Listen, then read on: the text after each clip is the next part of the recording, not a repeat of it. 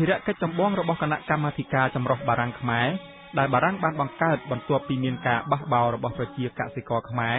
នៅឆ្នាំ1916នេះគឺពិនិត្យមើលប្រព័ន្ធពន្ធដារដែលរួមមានពន្ធលើជលផលពន្ធថ្នាំជក់និងពន្ធព្រៃឈើជាដើម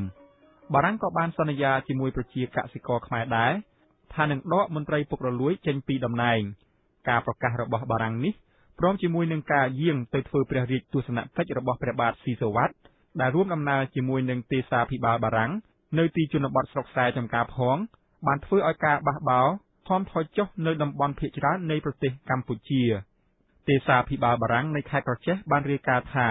ការបះបោរប្រឆាំងនឹងបារាំងបានបញ្ឈប់ភ្លាមនៅក្នុងខេត្តរបស់លោកបន្ទាប់ពីមានវិធានការថ្មីរបស់បារាំងទោះជាយ៉ាងណាក៏ដោយស្ថានភាពបះបោរនៅតាមខេត្តខាងកើតមួយចំនួន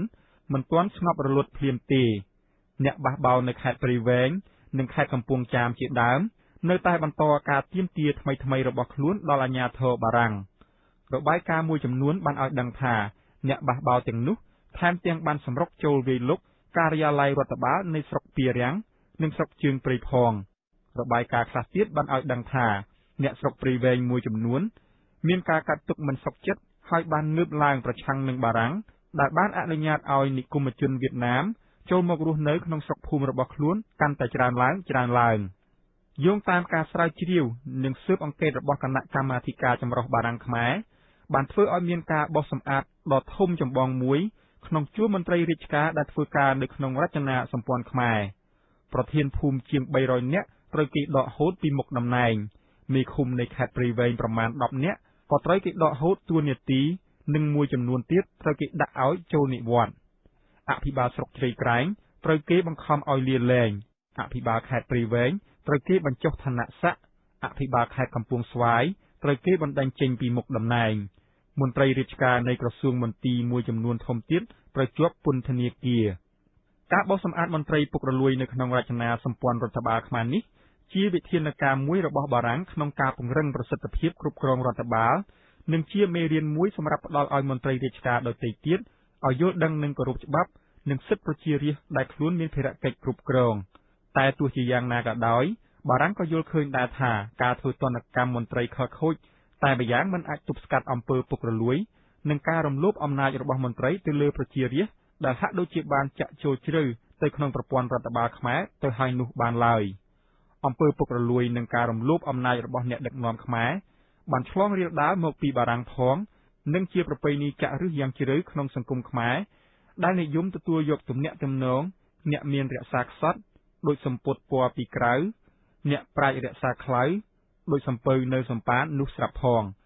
បារាំងបានរិះរកវិធានការដទៃមួយចំនួនទៀតដើម្បីទប់ស្កាត់បាតុភូតអវិជ្ជមាន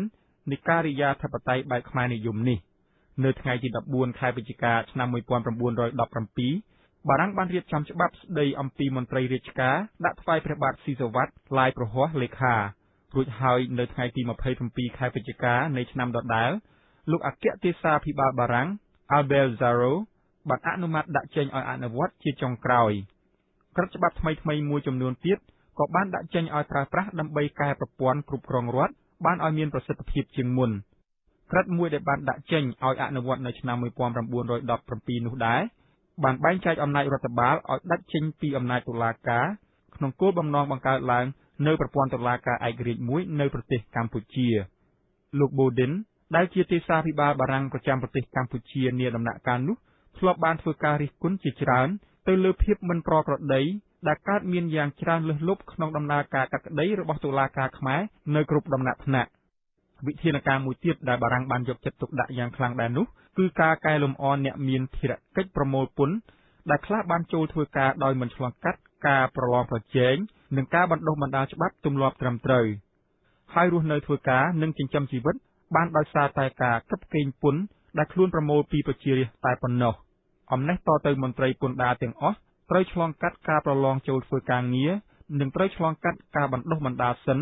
មុននឹងអនុញ្ញាតឲ្យទៅបំពេញមុខការ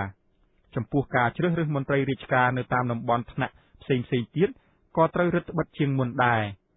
ក្នុងគោលបំណងលើកកម្ពស់កម្រិតបញ្ញវន្តខ្មែរក្រៅពីទទួលស្គាល់សញ្ញាបត្រចេញពីសាលាក្រមការឬសាលារដ្ឋបាលដែលបារាំងបង្កើតឡើងដោយខ្លួនឯងនៅឆ្នាំ1904 បារាំងក៏បានទទួលស្គាល់សញ្ញាបត្រចេញពីសាលាលីសេនិងសាលាជាន់ខ្ពស់ដទៃទៀតដែរមន្ត្រីរាជការដែលទើបប្រឡងជាប់ចូលធ្វើការថ្មីត្រូវចាត់ទុកថាជាបុគ្គលិកបណ្ដោះអាសន្នមួយរយៈសិនមុននឹងដាក់បញ្ចូលឲ្យទៅជាបុគ្គលិកក្របខ័ណ្ឌអចិន្ត្រៃយ៍ប្រាក់បំណាច់របស់មន្ត្រីរាជការក៏បានត្រូវគេដំឡើងឲ្យបានសមស្របតាមកម្រិតរស់នៅជាក់ស្ដែងដើម្បីកាត់បន្ថយអំពើពុករលួយដែលបង្កឡើងដោយសារប្រាក់បៀវត្សមិនគ្រប់គ្រាន់។